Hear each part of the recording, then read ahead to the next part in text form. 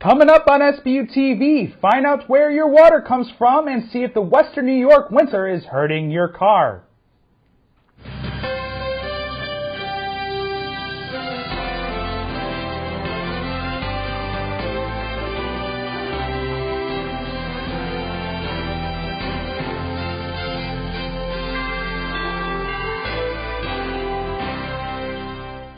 Hello and welcome to SBU TV. I'm Dakota Ward. And I'm Brittany Slomba. What does it take to avoid a water crisis like the one in Flint, Michigan? Vinny Bellardini looked into the city of Olean's water system to find out. It's hard to imagine a major water crisis crippling an American city in 2016. But for residents of Flint, Michigan, it's a reality they've had to deal with for over a year.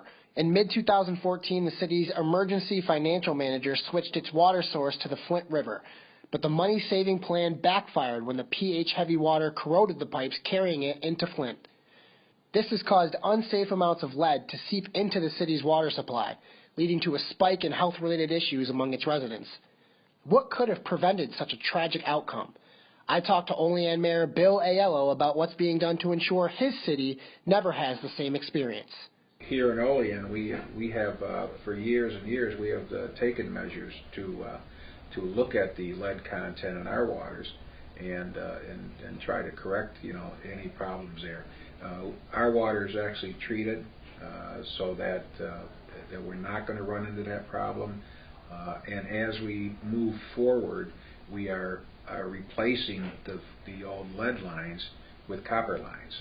Olean's water system has 4 primary sources: one well on Richmond Ave, 2 wells on East River Road, and right here at Olean's city filtration plant, which draws in from Olean Creek and treats the water to the point that it can be safely consumed in your home.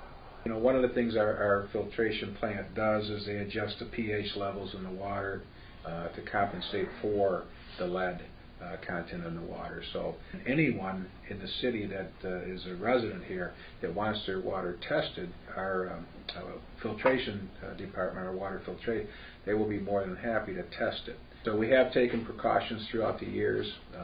We do have regulations that we have to follow. And this is all safety and that for our citizens. So we want to be able to, we don't want to happen here what happened in Flint, Michigan.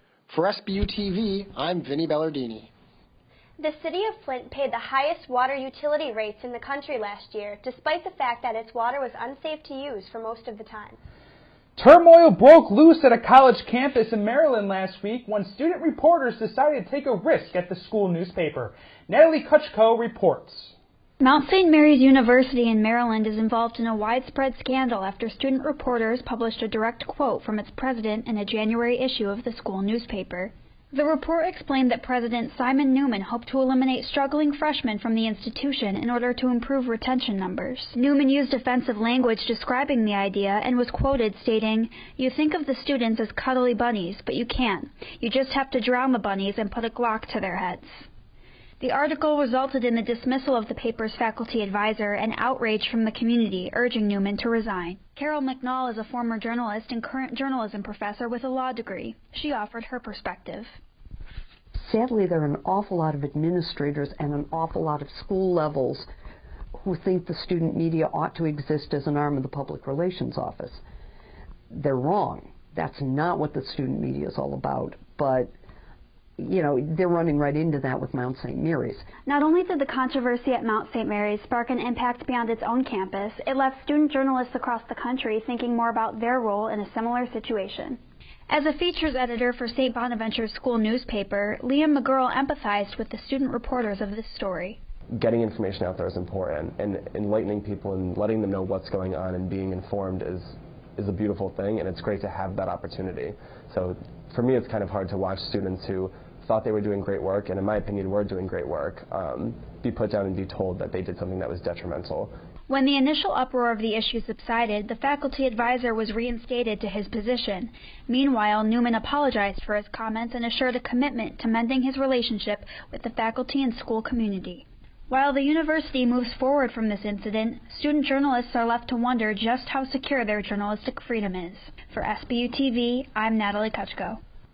The publication released a post Wednesday acknowledging the situation and stated that it would not apologize for reporting issues that matter. Do you seem to have problems with your car in the winter more than any other season? Jasmine Foster has a few tips on how you can try to limit cold weather driving issues. Flat tires to dead batteries. These are some of the issues of driving in the winter. Here are some winter safety tips to avoid car trouble. 1. Keep your gas tank at least half full. It helps limit gas tank freezing, and if you get stuck, you'll have gas for a little while. 2. Leave a bag of kitty litter in your trunk. If you get stuck, pour it in the path of your wheels to get traction. 3. Make certain your tires are properly inflated. 4. Use a shovel to help with car snow removal. 5. Keep jumper cables in your car just in case your battery dies. For SBU TV, I'm Jasmine Foster. To make sure your vehicle is snow ready, contact your mechanic and get it checked out.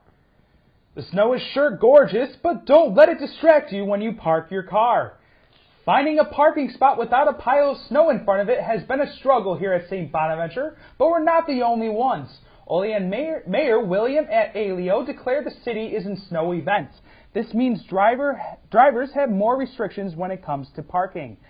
Both North and South Union Street and East and West State Street are considered primary streets, so parking is prohibited between 3 a.m. and 7 a.m.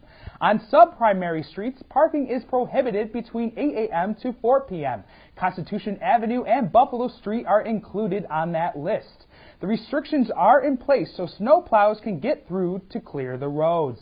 Anyone who parks on either a primary or sub-primary street during an unauthorized hour will be given a $50 ticket. Olean Times-Herald has a full list of streets considered sub-primary. These restrictions are already in effect. Do you like to walk for fun? What about walking 2,700 miles? Dakota reports. Want to get in shape? Start walking. Over the last year, two brothers and a friend set a goal to lose weight by walking 2,700 miles across the U.S. Money raised by multiple donations are keeping them rolling. Before they started walking, Chris weighed 340 pounds, Jason weighed 478 pounds, and Joe weighed 200 pounds. But after they started walking, they started to lose weight. Chris is now under 300 pounds, Jason's under 350 pounds, and Joe is under 200 pounds. This shows that walking a distance can help you lose weight. The Allegheny River Valley Trail connects the Olean and Allegheny communities by a 6.2-mile-long loop. The trail is used as a great source of exercise by people in the area. Even though the Allegheny River Trail is pretty short, it's still a good start to get on a healthy track. Sarah is an SBU student that uses the trail as her advantage. My friends and I like to go walking on the trail, and especially on nice days, it keeps me in good shape. So make sure if you're in the Olean or Allegheny area that you walk this trail. And maybe someday you'll be able to walk across the United States. With SBU TV, I'm Dakota Ward. Give walking a try and see how far you will go. The St. Bonaventure women's basketball team pulled off its biggest win of the season earlier this week as the Bonnies took down first place George Washington 69-67 in an overtime thriller. The Bonnies return home to avenge their previous loss at UMass. Early on, it was all George Washington as the Colonials took a 37-22 lead into halftime. However, the Bonnies slowly chipped away early in the second half. A lay-in from Katie Healy off a half-court pass helped cut the George Washington lead to 6 by the end of the third period. Into the fourth, the Bonnies played inspired basketball behind Healy as the senior powered her way to a three-point play to bring the Bonnies within 1. With the game knotted at 57, Healy drives past two defenders and puts the Bonnies ahead 22 seconds remaining in regulation. But a bucket from George Washington would send this game into overtime. Mariah Ruff answers a GW three-pointer with a three ball of her own to tie it up at 64 in overtime. Back-to-back makes from Nyla Reeder and a strong defensive stand helped the Bonnies come away victorious in overtime. With the win, the Bonnies improved to 10-3 in the Atlantic 10 and a program best 15-0 at home. Their final action at the Riley Center will take place February 28th against Duquesne. That's all for us here in the Coop Lab. I'm Brittany Slomba. And I'm Dakota Ward. Thanks for watching.